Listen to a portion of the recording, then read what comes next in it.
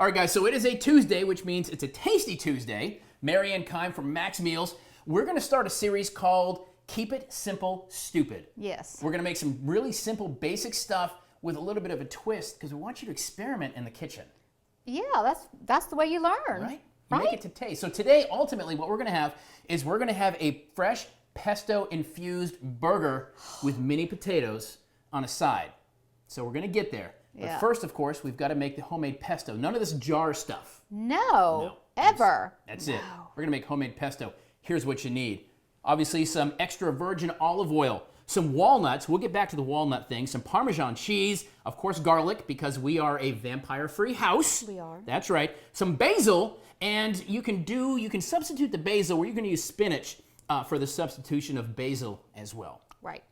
No, you know, Marion, I love pesto. There's so many cool things you can make with it. It's one of those pastes that is so versatile. Yes, and it's been around forever, since like mid-Eastern times, Roman times. Just good stuff. Yum. So about 2 full cups. So you got 1 cup there of basil, and we're going to go ahead and use spinach, because spinach is a nice flavor. It takes the flavor of pretty much anything you make it with. So the basil flavor is still going to come through, even though you've got half spinach, and that's what we're going to do is a cup of spinach, a cup of basil. Now, depending on what you use to grind it, and I know that some folks will go ahead and just actually do it all by hand, but these handy-dandy little food processors are not expensive, and they're perfect for this kind of mix. Yes, I couldn't live without mine. We're going to toss that in there like that. We're going to take some Parmesan. I like the actual Parmesan cheese, not the shaky cheese you put on like on spaghetti.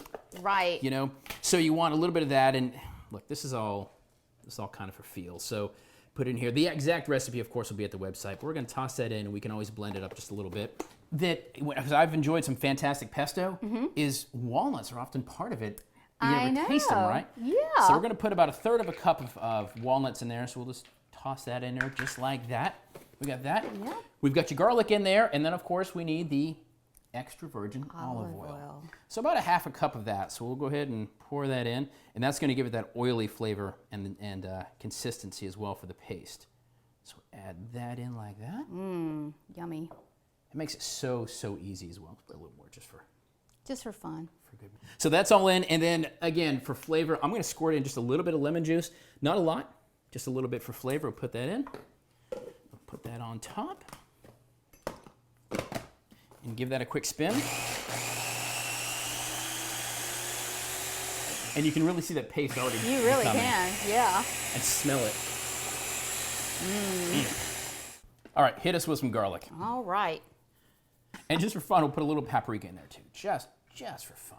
And I think we're just about done with our fresh pesto. I think so. Oh, gosh, it smells so good. It really does. Give that a whirl. Okay.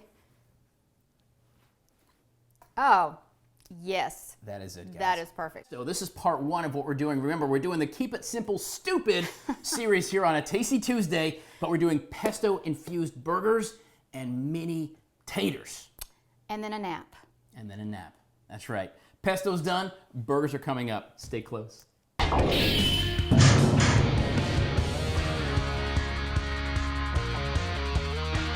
Guys, Tasty Tuesday continues. Marianne from Max Meals. It is the Keep It Simple, Stupid series we're doing, right? So we made some homemade pesto. It sounds hard, but it's not. Oh, it's really easy. And now we're going to basically make burgers, but we're going to infuse the pesto with the burgers.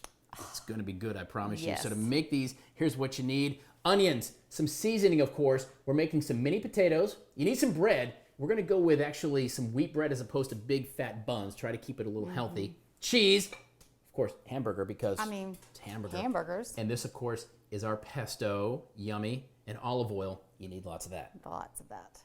All right, so we've gone ahead and put the burger into our big mixing bowl. Our hands are going to get dirty, as you know, right? I'm going to have you go ahead and continue to cut up those onions real quick. So this is all about the infusion. And this is what's fun. You can experiment. You can do all kinds of neat things with infusion with burgers. Yummy. So we're going to take some of this pesto and we're going to just put it in there, just like that.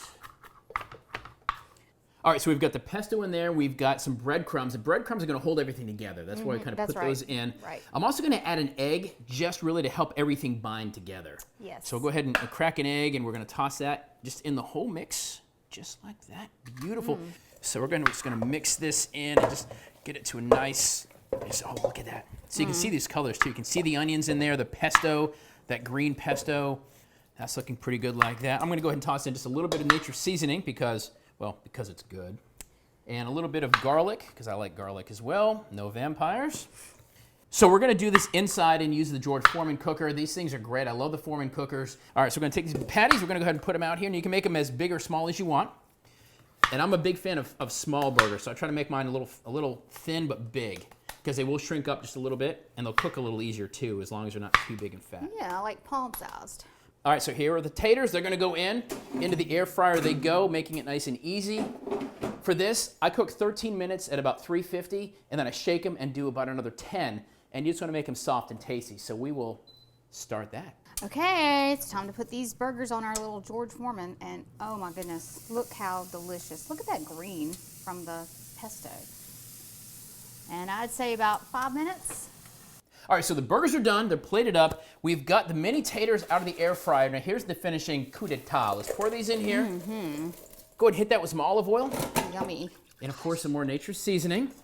I love that, and give that a toss. Gosh, so good.